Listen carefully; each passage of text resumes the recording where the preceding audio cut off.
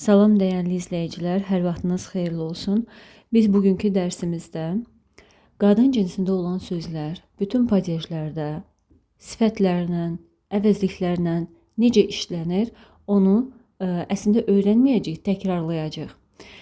Siz bilirsiniz ki, daimi izləyicilər bilir ki, artıq biz padejləri bütünlüklə keçmişik, bitirmişik, amma yenə də ehtiyac var ki, onları təkrarlamağa. Sizdən gələn şərhlərdən belə başa düşürəm və ona görə də belə qərara aldım ki, indi isə ayrı-ayrı baxaq.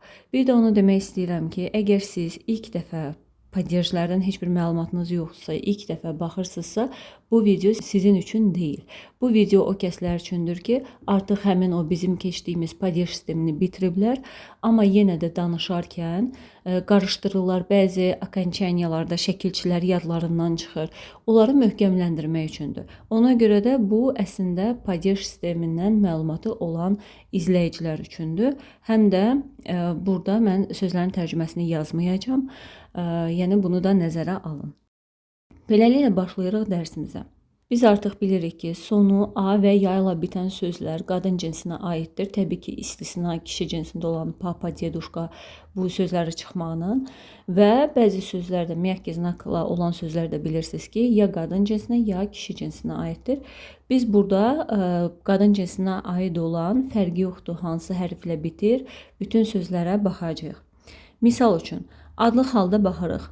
Mama, карта, сестра, дочка, лекция, дверь, свеча, песня. Biz əvvəlcə isimlərin dəyişməyini xatırlayacağıq, yada salacağıq, sonra isə əvəzlik və sifətlə işlənməsinə baxacağıq. Ona görə də burada cümlə şəklində yox, sözlərin dəyişməyinə sadəcə baxırıq. Родительный падежdə biz sözün sonuna ya ı, ya i şəkilçisini qoyuruq. Eyni ilə biz sözləri cəmləndirəndə necə cəmləndiririksə, həmin şəkilçilərdən qoyuruq. Amma burada fərq olacaq. Əgər sözün son hərflərində, samitlərində və ya da sonunda bu hərflər varsa, k, q, x, ş, j, ç, ş, myak znak və ya, həmişə i olur sözün sonunda. Və bir istisna burada sizə deyim, qeyd kimi yadınızda saxlayın. Bu hərflər həm də o vaxta aiddir ki, fərqi yoxdur. Kişi cinsində olan sözü və ya da qadın cinsində olan sözü biz cəmləndiririk, adlı halda cəmləndiririk. Eyni qayda burada da işləyir. Amma родительный падежdə işlədəndə də bu qayda işləyir, amma только qadın cinsində olan sözlərə aiddir bu.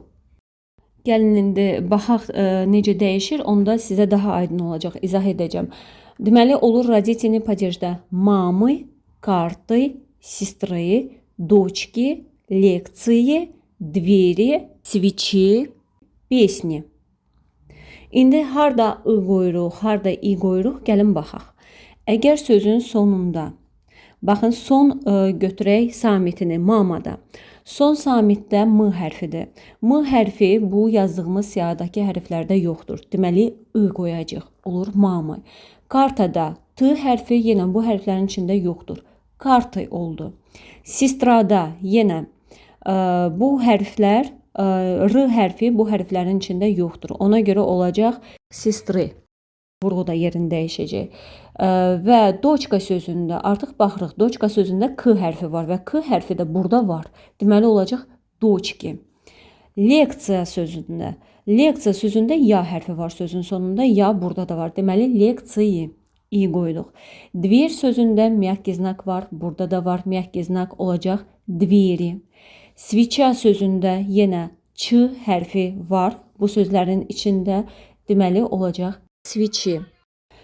Песня sözündə yenə ya hərfi ilə bitir, ya da burada var, deməli olacaq песни. Yəqin ki, bu sizə aydın oldu. Və bu sözlərin hamısı əslində ilə, cəmdə ilə bu deməkdir. Misal üçün belə bir şey deyim. Mən desəm ki, bu mənim kartlarımdır. Deyəcəm, это мои карты da adlı halda. Amma mən desəm ki, mənim kartım yoxdur. У меня нет карты. Oldu artıq burada родительный падеж. Ona görə sizə sual yarana bilər ki, biz hardan bilək ki, harda родительный падежdə, harda cəmdədir?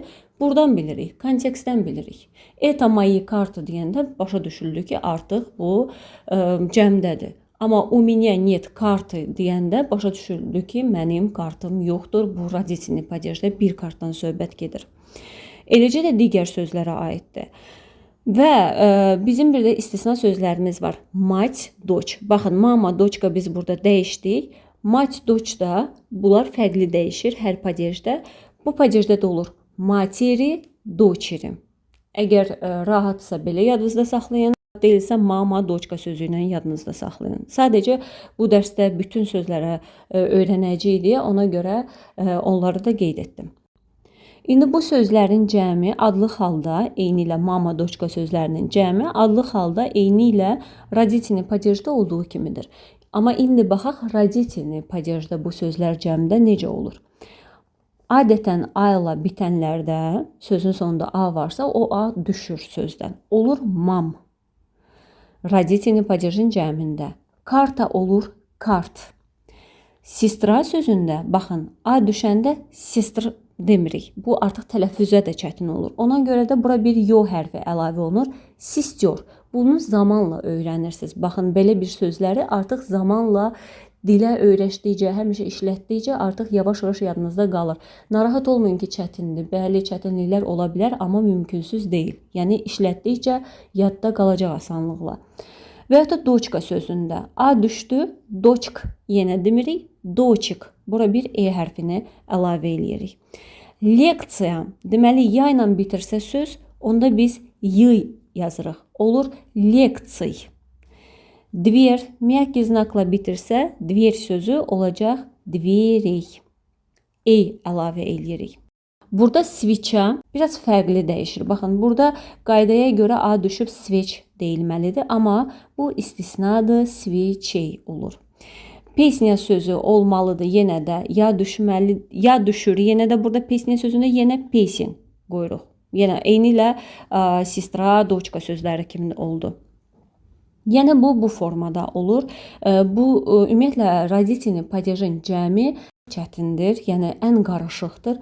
Ona görə mən sizə məsləhət görürəm ki, həmişə əgər istəyirsinizsə siz buna tez yiyələnəsiz, özünüzü yoxlayın. Sözü götürün, Wiki slovarda yazın.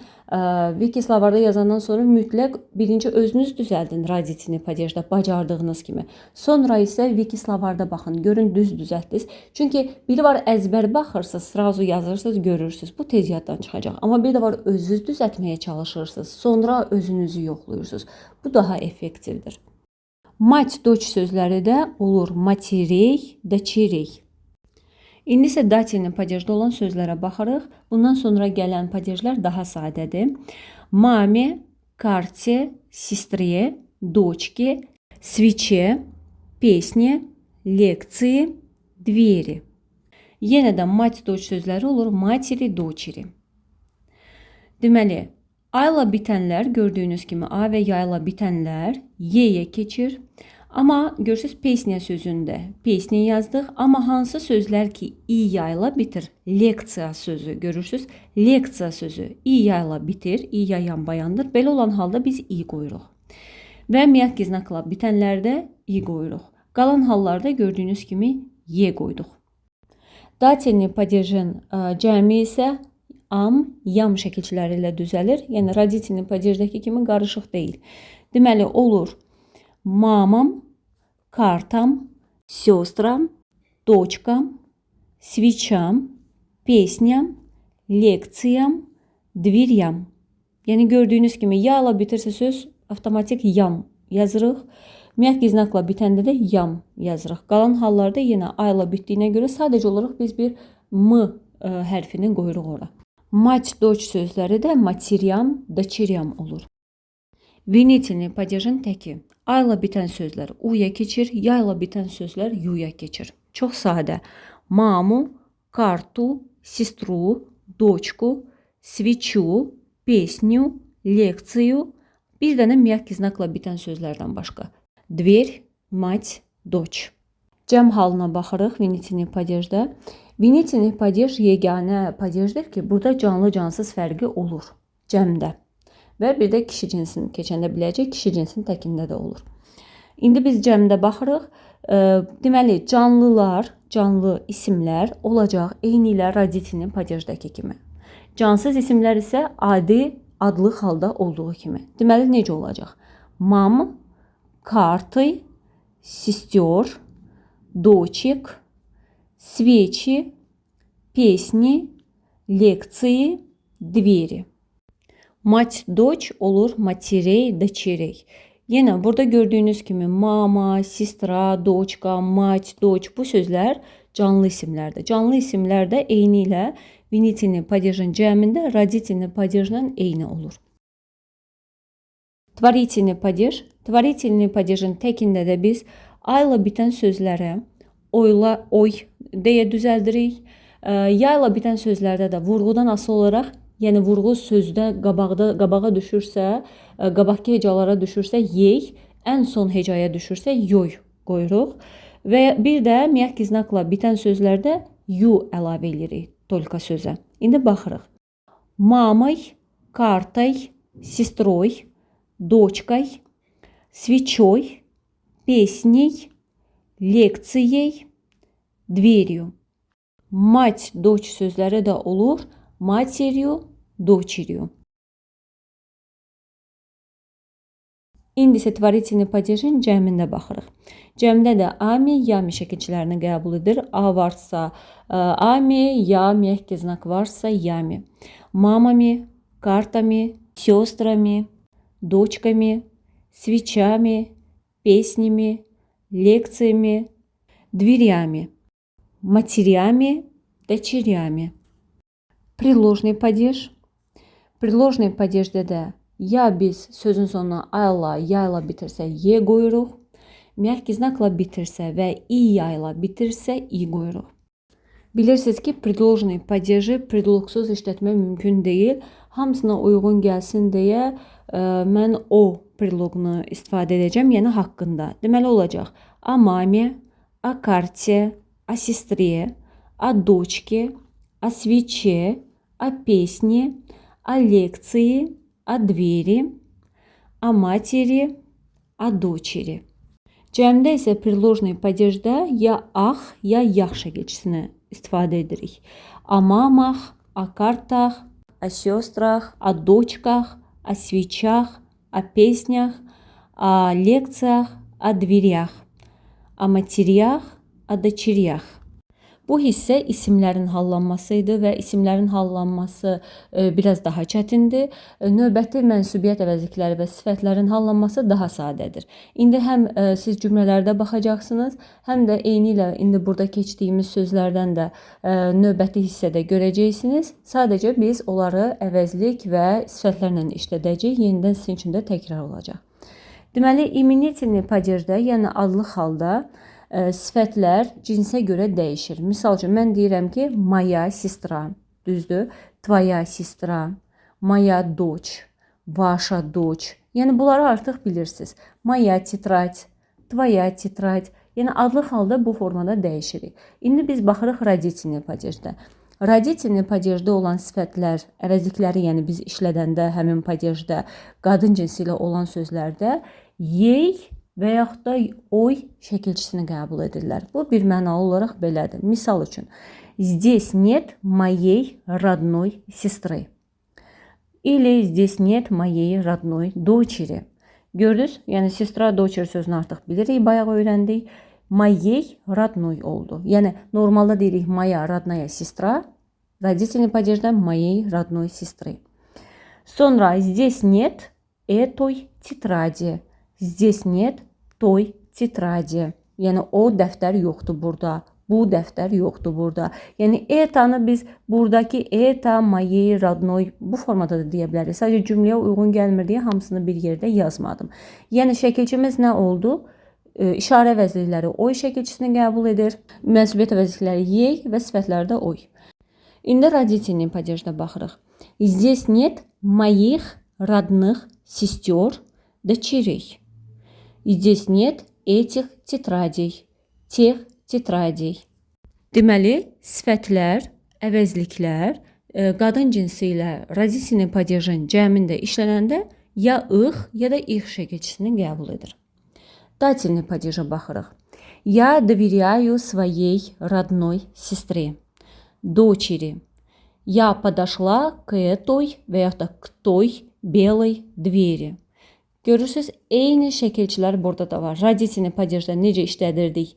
Yey, mənsubiyyət əvəzliklərində, oy işarə əvəzliyində və sifətdə. Eyni ilə burada da biz onu işlədirik. Sonra cəmində baxırıq. Я доверяю своим родным сестрам, дочерям. Я подошла к этим və yaxud da к тем белым дверям. Deməli, datilni padejin cəmində də biz əvəzliklərə və sifətlərə əlavə edirik. Ya ya da im şəkilçisini. Винительный падежdə baxırıq. Я встречаю твою родную сестру. Я встречаю твою родную дочь. Встречать yəni qarşılayıram deməkdir. Qarşılayıram və ya da rast gəldim də mənasında da çıxa bilər. Sənin doğma bacına rast gəldim, sənin doğma bacını qarşılayıram, rast gəlirəm. Bu formada demək olar. İndi baxırıq. Я покупаю эту красную сумку, я покупаю ту красную сумку. Эту bu deməkdir, tu yəni o deməkdir. Yəni ikinci isə o deməkdir.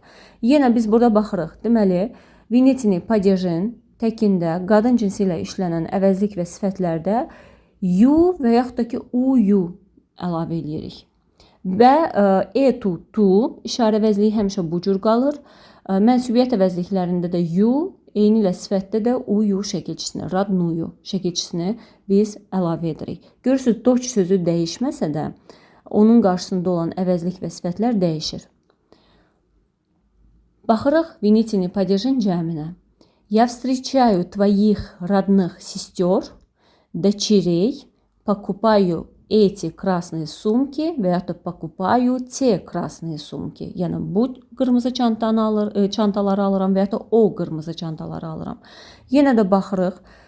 Cəmdə Винительный падеж biz demişdik axı родительный падежlə eynidir. Görürsüz, твоих родных сестер. Eyni ilə родительный падежin cəmində olduğu kimi. Və yaxud da дочерей. Amma cansız isimlər isə adlıq halda olduğu kimidir. Покупаю эти красные sumки. Творительный падежdə baxırıq. Я горжусь нашей родной сестрой или дочерью. Я интересуюсь этой той обувью. Горжусь fəxr edirəm deməkdir. Bizim doğma bacımızla fəxr edirəm və yaxud da qızımızla fəxr edirəm. Интересуюсь этой той obuvyu. Bu ayaqqabı ilə maraqlanıram və yaxud da o ayaqqabı ilə maraqlanıram. Deməli, baxın, tворительный падежdə eyni ilə datilni падежdə və родительный падежdə olduğu kimi yey, oy şəkilçilərindən istifadə edirik. İndi isə cəmdə baxırıq. Я горжусь нашими родными сестрами, дочерьми. Я интересуюсь этими, теми tuflimi. Obuv sözü cəmdə işlənmir deyə onun yerinə tufli sözünü götürmüşəm ki, cəmdə baxaq. Deməli, tворительный падеж cəmdə əvəzlikləri və sifətləri işlədəndə imi ya da imi şəkilçisini əlavə edirik. Deməli, baxın, isimləri ami, yami şəkilçisini qəbul edir. Əvəzliklər və sifətlər isə imi, imi şəkilçisini qəbul edir. Предложный падежdə baxırıq. Думаю о вашей родной сестре, дочери. Мне неудобно в этой той обуви. Думаю, fikirləşirəm sizin doğma bacınız haqqında, doğma qızınız haqqında. Mənə rahatdır в этой обуви, bu ayaqqabıda və ya da в той обуви, o ayaqqabıda. Yenə də qadın cinsində olan sözlərlə. Baxın, deməli bizdə nə olur? Родительный падеж, дательный падеж, творительный падеж və предложный падежin təkləri hamısında əvəzliklər və sifətlər eyni şəkilçini qəbul edir. Bu 4 падежin hamısında. İndi предложный падежin biz baxırıq cəminə. Думаю о ваших родных сестрах, дочерях. Мне неудобно в этих тех туфлях. Fikirləşirəm sizin doğma bacılarınız haqqında, doğma qızlarınız haqqında. Mənə rahat deyil bu tuflilərdə və yaxud da ki o tuflilərdə. Deməli, предложный падеж cəmdə əvəzlik və sifətləri ix şəkilçisini qəbul edir. İsimlər isə ax, yax şəkilçisini qəbul edir ki, biz isimləri birinci öyrəndik. Bu qədər əziz izləyicilər, bu dərsdə sizin istəyinizlə hazırlandı. Ümid edirəm ki, gözlədiyinizi ala bildiniz. Artıq qadın cinsində olan sözlərin dəyişməyi tamamilə bir videodadır və rahat şəkildə izləyə bilərsiniz. Amma dediyim kimi, kimlər ki padejləri bilir, amma daha da təkmilləşdirmək istəyir, bu dərs onlar üçün idi. Sonda qısa bir çalışma olacaq öyrəndiklərimizi yoxlamaq üçün. Sağ olun, növbəti dərsimizdə görüşənədək.